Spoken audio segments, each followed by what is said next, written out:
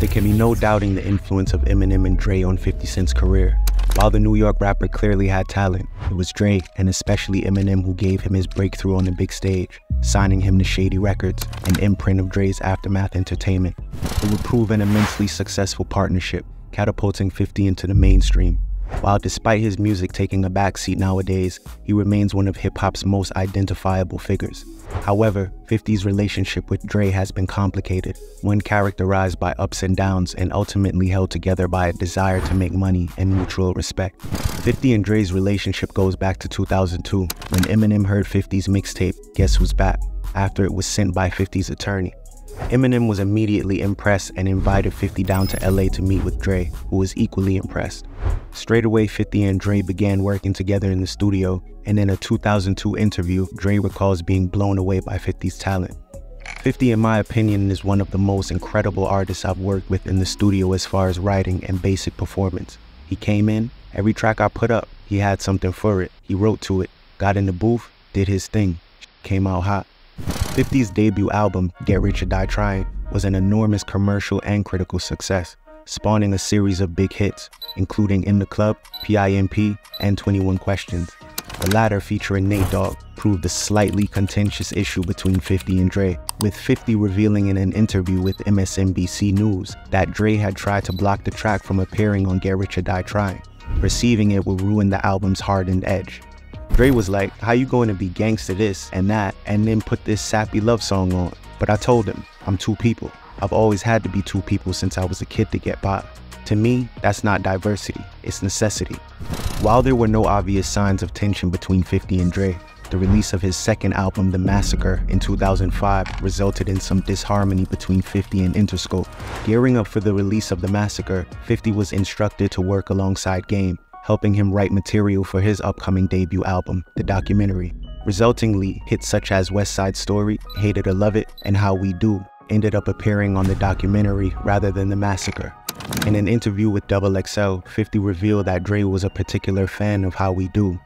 He, Dre, was in love with How We Do, and I was like, yo, I'll give him that if you put it out right now. And we just put it out, put it together, sold about 5 million records for Game's album, The Documentary, and then I came back. 50 was frustrated that Interscope delayed the release of The Massacre from January 2005 to March 2005, allowing Game's The Documentary to land first. 50 felt that his record had taken a back seat, and resultingly he had to do a lot of the album's A&R himself. 50 and Game became embroiled in a high-profile beef in 2005, but Dre tellingly sided with 50.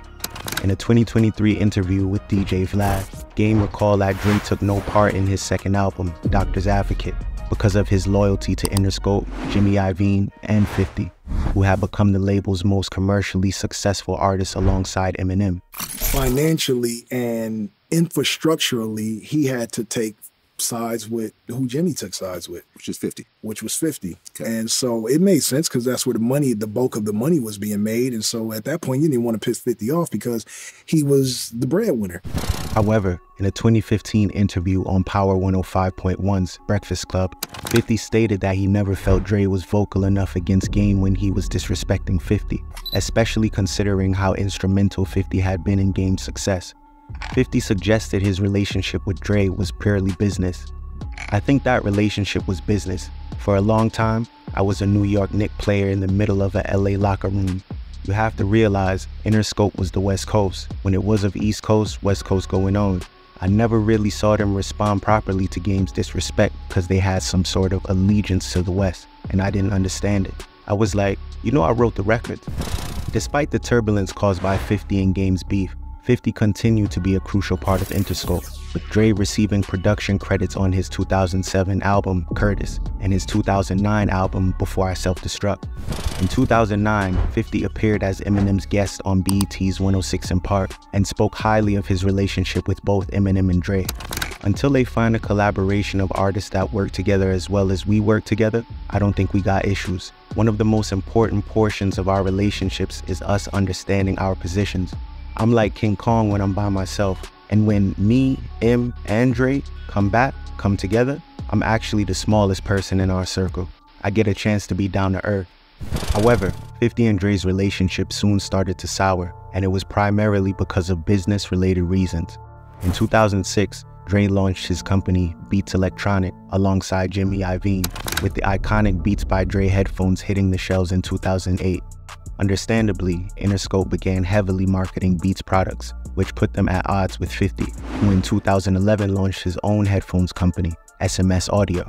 In February 2011, on Twitter, 50 suggested his business move had rattled Dre, and even teased a possible diss track. Jimmy Iovine and Dre mad at me cause I'm doing Sleep by 50. Would you faint if I told you I just wrote a verse about Jimmy and Dre? Oh my God, this is hard. This gonna kill. I'm a little hurt. Jimmy and Dre feel like that, but f it. I'm focused. I got a surprise for everybody this go round. 50's tirade was surprising considering that just a month before, in January 2011, he had given an interview with MTV News where he credited Dre with being one of the main reasons his music had been so successful. When you got a producer that has that kind of production track record, you even have to credit both Eminem's success and my success to Dr. Dre as a producer. My first single off Get Rich or Die Trying, people constantly tell me it was a classic, was produced by Dr. Dre, In the Club. Without that momentum from that song, I'm not sure they would have taken to PIMP the same way, or 21 Questions, or any of the other hit records I released following that. 50's diss track never materialized, but in 2014, he left Aftermath/Interscope, insisting in an official statement that the partnership ended on good terms. I have had great success to date with Shady/Aftermath/Interscope, and I'd like to thank Eminem and Dr. Dre for giving me an incredible opportunity. I've learned so much from them through the years. I am excited to enter this new era where I can carry out my creative vision. However, just a month after leaving Interscope, 50 gave an interview with MTV where he stated that he left Interscope because of a fear factor. Not that there wasn't a whole lot of support, but just an actual fear factor created from the aura of respect that Jimmy has within the Interscope system. When you see Interscope turn into Beats Records, where everyone that you see is actually marketing Beats headphones, you don't even see a music video without Beats headphones in it. 50's comments suggest that his problem was more with Jimmy Iovine than Dre, and that any rivalry with Dre was business related rather than personal. In January 2020, Dre and Eminem supported 50 at his Hollywood Walk of Fame ceremony, and 50 spoke positively of Dre during his speech, suggesting their feud had come to an end. I'd like to thank both M and Dre. I don't honestly think my career would have been what it was without their support. Dre's a mentor for the whole squad, really, like, because he's been doing it long before that. That was able to guide us in different ways without even knowing that he's doing it.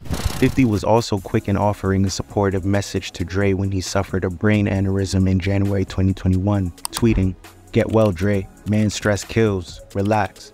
Any lingering notions of a feud were completely squashed in 2022 with 50 and Dre appearing together as part of an epic Super Bowl halftime show. In January 2023, a clearly excited 50 revealed in an interview with Big Boy's Neighborhood that he and Dre would reunite to work on his new album. You know, I got the call as soon as I said that.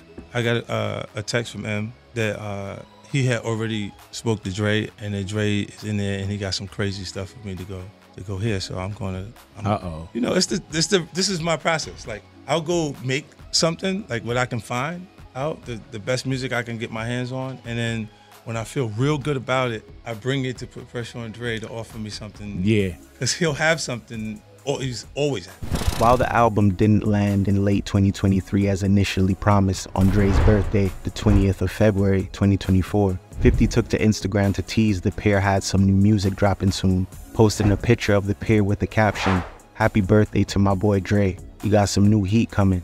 Ultimately, 50 Cent's and Dre's feud was never long lasting, with 50's respect for Dre outshining any differences they had.